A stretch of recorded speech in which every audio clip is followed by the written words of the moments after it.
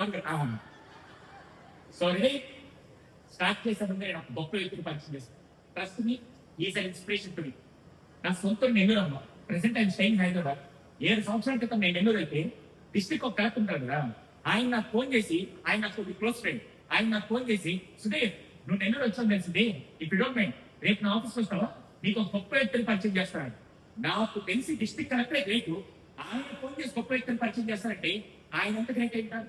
ఇప్పుడు మీకు ఎవరన్నా ఫోన్ చేసి సర్ప్రైజింగ్ న్యూస్ చెప్తా, రేపు అంతా ఎగ్జామ్ మీరు వెయిట్ చేస్తారా? అసలే నాకు ఇచ్చి కాదు సార్ ఇప్పుడు చెప్పండి అంటే, సుధీర్ నువ్వు ఎక్సైట్ అవ్వకు, రేపు రా అన్నాడు. వెరీ నెక్స్ట్ డే ఇలాంటి ఫార్మల్ రిజిస్టర్ నేరే కలెక్టర్ ఆఫీస్కి వెళ్ళాడు.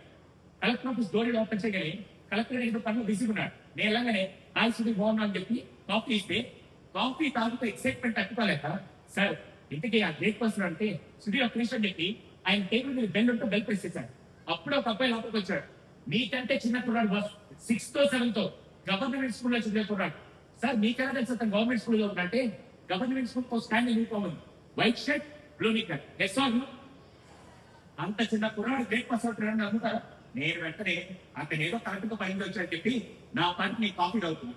5 నిమిషాలు మళ్ళీ అడిగారు, సార్ ఇంటికే గొప్ప వ్యక్తారంటే బయలాడి Sudheer is wrong than this small kid అన్నాడు. వెంటనే నా